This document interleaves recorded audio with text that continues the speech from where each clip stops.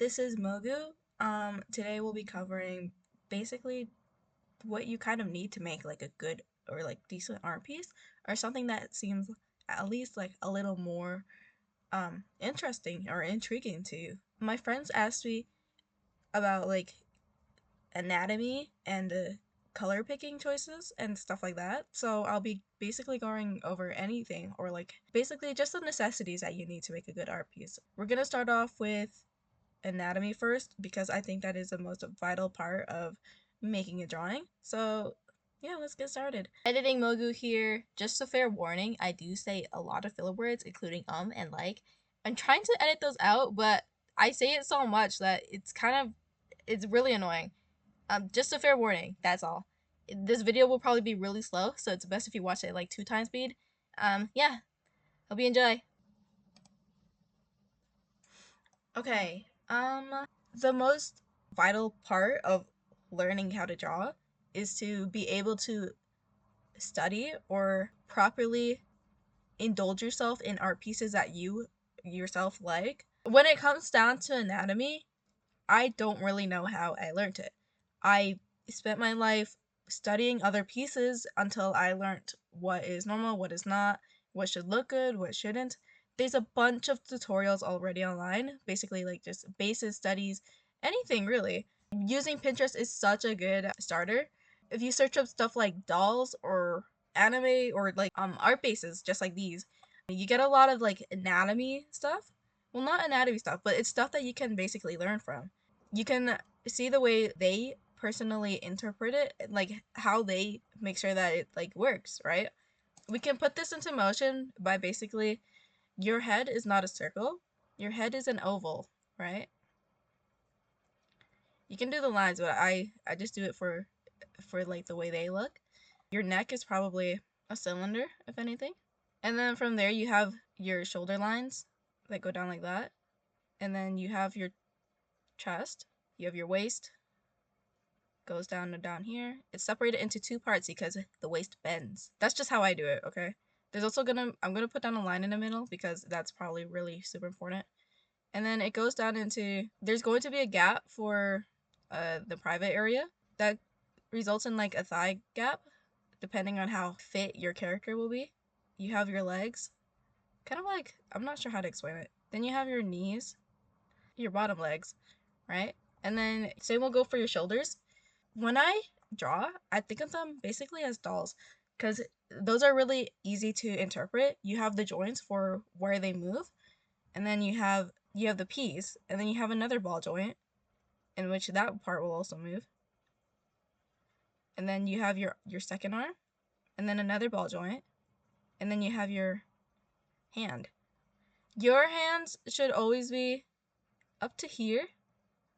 If you stand up and you put your arms to your side, I highly recommend using yourself as a reference.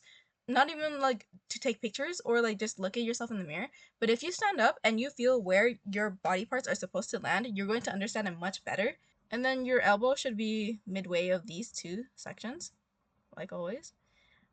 The torso and the legs can always differentiate because in real world society, you can have a shorter waist or have really, really long legs or like a really tall waist but very, very short legs, right?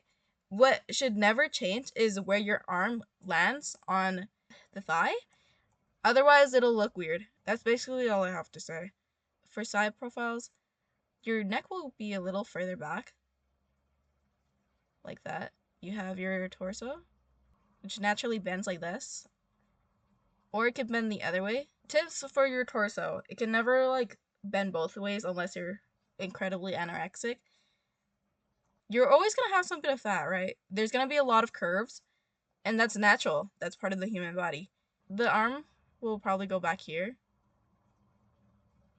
You have to have that back space, and then the arm right here. I'm gonna highly suggest looking at dolls.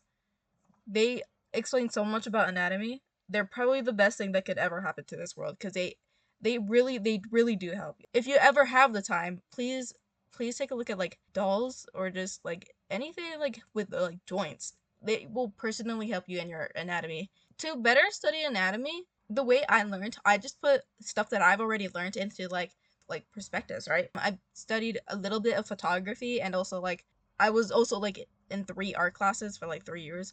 What they had you do, at least in art class, was they'd basically put up like a model, and then you'd have to like try to sketch it out in like 15 seconds. I think there's a lot of people already do this, or like still do this, even like outside of our class, just to get like anatomy right, or like just to get like down like basic poses, right? You don't need to like get in all the details, especially like, with models that you're gonna use. You just need to get down the anatomy right. And don't, okay, it's always okay to make mistakes. You don't need to erase it. At least it's digital for this case. But even in like traditional art, you don't need to erase. Like, just embrace your mistakes. You can fix it on later. But also, this is just a study, isn't it? As long as you understand where everything falls down, then you're good to go. Again, I highly suggest looking at like dolls, or yeah, just dolls, honestly. They will help you so much. They really will. Because you can see the joints. You can see where everything is supposed to fold, where it's supposed to land. The joints fold at where they're supposed to. Um, so you don't do like crazy stuff. There's also this tip. I don't know where I learned it from, but to understand like arms better and like how they fold, to understand how arms work, you can always just draw the shoulder first. Not even the shoulder, but the arm first, right? If your arm is like up here, right? There's basically this triangle. It should be pretty much like equal, right? Like an equal triangle. That way it looks somewhat equal, somewhat right. The same goes for like down here, even. If you use the triangle, then you know where it's supposed to go. See how that works? If you put your hands here, even, doot, doot, doot, doot, like that. Hopefully that should be able to cover most of like what basic anatomy is. If you have any questions, you can leave it down below. I'll try to help. And then we're gonna move on to composition next, because I think that's the next best thing. For composition, it's a pretty hard subject to just explain outright. But in like visual communication, or I think that's what I said. Basically, like in photography classes, or like even like you could still learn this. There's certain like methods to like frame your art, or basically structure it the way you want to so that it looks appealing, right? AKA like the rule of thirds, or like perfect circle, or golden circle method, or whatever it's called. Those are two very, very common frame methods to make sure your art is intriguing, right? I always use the rule of thirds. It's really, really helpful. Even if you think it's not, it's really helpful, right? In any art piece, like you have you have these. This can be put onto like any piece of work, even this one that I drew just earlier. Oh wait, that's not the right one. This one, right? You have 1, 2, that makes 3, and then 1, 2. These two are basically the center of attention. That's why I put them in the middle, with just accessories on the outside, because just to make it look better. But you can see like they fall down onto the line of the rule of thirds. This is a commission whip, right? You can also see the rule of thirds here as well. 1, 2, 4. She is capturing these 2 points, which makes her the vital center of attention.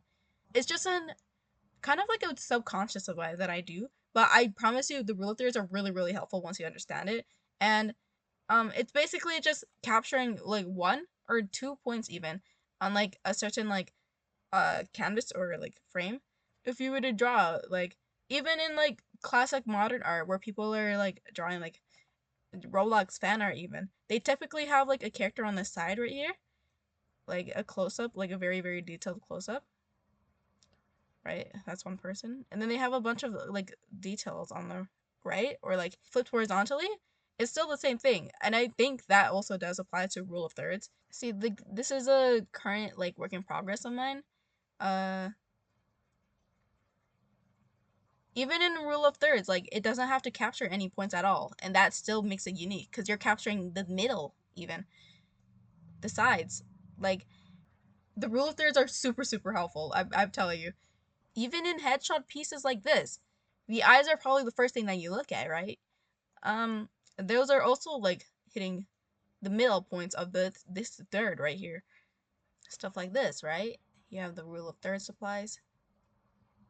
these hit, she hits the 2 lines in the middle.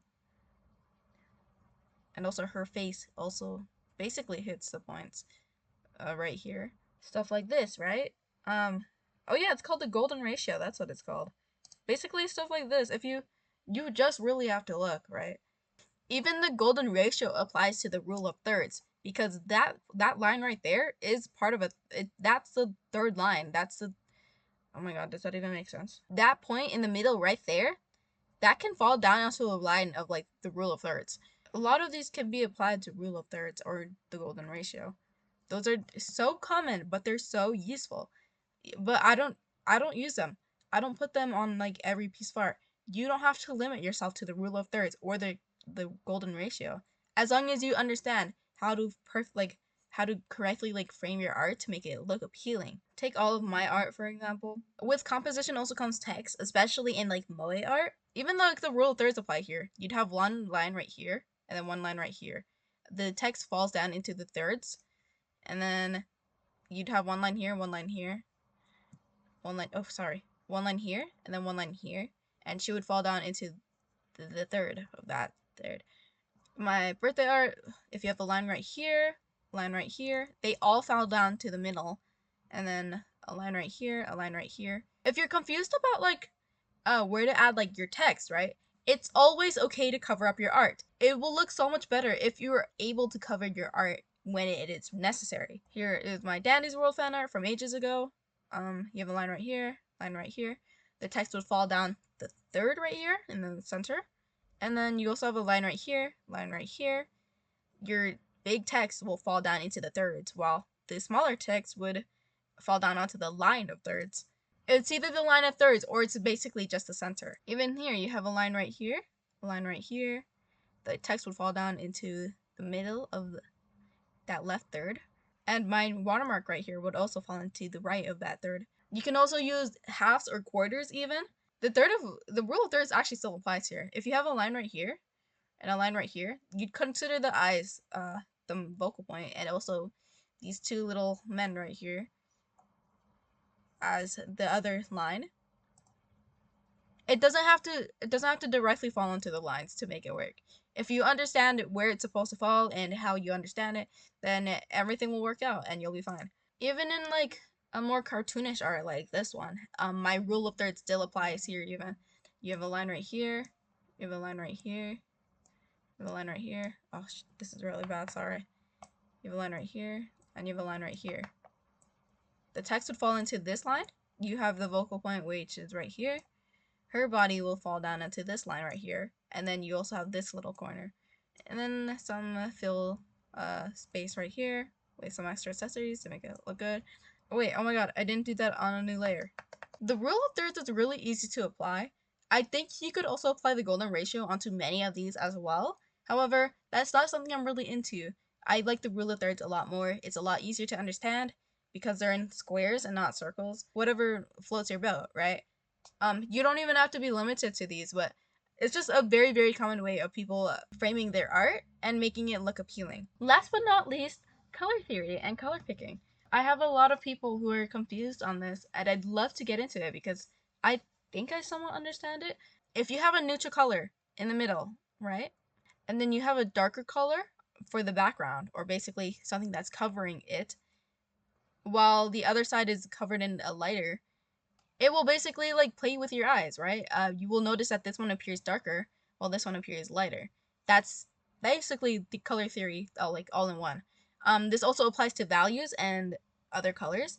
Say like, I basically use this when I'm rendering skin. But if you basically have like an orange setting, and you're going, the more desaturated it will get, the more it will look like it's the opposite color, right? That will start to appear blue. It will start to appear cooler or even darker, even though it's still on the same like shading value or same I don't know what it's called. Any opposite color will work. If you have blue and then you decide to desaturate it, it will start to look warmer. That's not right. I did something wrong. Hold on. Yeah, okay, if you have blue and you desaturate it on, I think, in the same value, it will start to look like it's the opposite color instead. See how it's the same value? People will always say like, hey, you should check your values, right? Because they're pretty like important. If you were to check your if I were to check my values on this one, you could definitely tell how like some colors merge together so they look, I don't know, they start to blend in, and that's a problem. That's a really really big problem. Well, people consider it a big problem, right? To be honest, people will always tell you to check your values because a lot of colors will not seem the same, but will end up merging because they are on the same value and they start to look like it will basically, it kind of like messes up where your focal point is supposed to be. But also I think that's very helpful as well. I often don't check my values, to be honest. I that's not a very big concern to me unless I'm doing like realism or semi-realism. You really should just browse or like even lurk. A lot of artists will tend to release like tutorials, stuff like this, that explains color theory or color values. To be honest, you can pick normal colors, right? You can pick bland colors. Um and honestly, that's fine, right? You can also just toy around with filters. If you don't understand color theory, you can pick out bland colors and then toy around with filters and color gradients later. You don't have to be an expert. You don't have to be an expert off the bat. You can There are tools to help you and you should use it to your abilities. Even in my video here, I go through a million gradients before I decide which one's right. Initially, I was just toying around, but I eventually wanted like a warmer theme, so that's what I went for. See, like right here, it's just normal bland colors, right? And then I start toying around with like gradients and stuff like that. And then, whoa, guys, what's this filter? What's this setting, right? It looks a lot warmer, doesn't it? I obviously didn't pick these colors right off the bat. I barely know color theory myself, but I know the basics, right? I understand how to like apply them and where to put them. I especially understood it for this wind charts that I drew right here because this color isn't actually blue. This is like, that's yellow right there. If you want it to look more blue, right, you would go deeper into the desaturated value to make it look more blue. You see how like the all stay within the same color range? Yeah, those are clearly not blue. But when you surround them with like other colors and there's a certain color palette to your drawing, it will be more understandable, right? Like this isn't blue either. That's supposed to be blue, but it's not. That's desaturated magenta for anything. I don't think anything on this nothing on this canvas is even blue. I wish I was joking, but I'm not. Okay, this is probably the most blue that you're gonna get, right? The shaded values are in pinks. And then it goes down to actual blues again. But even the highlighted ones they're green. There's a ton of tutorials online for picking correct color shadings, right? But you never really want to like stay on the same color palette. If you were to have blue, for example, you would go down into these color values instead. Depending on where your setting is supposed to go, you would desaturate it via rotating it left or right, depending on where your colors are supposed to be set in the setting of your canvas. You would either rotate left or rotate what the you would rotate left or rotate right on the canvas while desaturating it. Or you don't even need to desaturate it if you're going for like a more vibrant tone. See how this one's more warmer and this one's more cooler? You rotate left or right via that way. Same goes for like orange. You would have this, and if you wanted it to be cooler, you would rotate it this way down to the cooler colors. And if you wanted it to be warmer, you would desaturate it and rotate it the other way into the warmer colors, aka yellow. You can also just saturate it instead while going deeper into that color value if you're going for a more vibrant tone. Typically, when you're going for a more vibrant color palette, they typically shade down into the cooler areas, depending on what color that is. Now, I really hate green. I really do. I typically shade it going cooler, but it depends on the green. If the green is leaning more towards this teal right here, I typically go for vibrant, right? There is a rare occasion where I'll go the other way, but honestly, to me, it just doesn't look good, and I probably just really hate green. Unless it is lime. Lime is probably the best color to ever exist. For these, you can go either left or right, depending on where your setting is, just like I said earlier, like that. Yeah, this is how color theory works. Digital canvases are different from traditional. So when you mix two colors together, they're not going to get muddy. They're not going to turn brown like in real life. Rather, it would turn into like a neutral setting between the two in which you could apply to both. If you're playing with colors like this before you start a canvas, it would also help you like determine where your shading should be, um, especially like in settings, right? If you were to have like a nuclear background, right, and you'd want like let's say brown undertones or something, you would put it right here and blend them together so that you could later apply them in your works. Or even like magenta, this deep magenta right here, if you blend them in, you will start to get like subtle colors that you can use to transition or to blend in with your canvas. If I were to put like a value on it, you could also determine what colors are the same values in which you could keep in your art. Um See like how that brown mixed in with that green right there, even though they're two different colors. If you were to shade, right? If you were to color, it will pop out to the viewer, but it would also keep it in the same value so it wouldn't look as muddy. See how that's in the same value? For starters, okay, yellow is probably the highest value of color. Red is probably one of the deepest colors, as well as blue. Basically, just toy around until you understand it. I know I'm making this tutorial for you to understand it, but it's always nice to just toy around and understand it on your own because not everybody can help you, right? This is something this always can be learned on your own through like studying or evaluation of like other art pieces. Just F around and have fun with it because to be honest, I don't really understand it either. I'm with you guys. If you're really willing to learn art, you should always start by just oh, doing it because you want to. I know there's like a lot of competition, especially with like art contests and stuff, or like the thought of like a 13-year-old being better than you or like an 11-year-old. Um, I promise you, everybody starts off somewhere. Those 11-year-olds or 13-year-olds probably just intensively studied off another artist and then put it into their own practices. You can do the same. You can study off other artists and then put what you studied into your own art to make it better. That's how I learned. I have a million different art styles and I learned it from other people. I'm not original myself.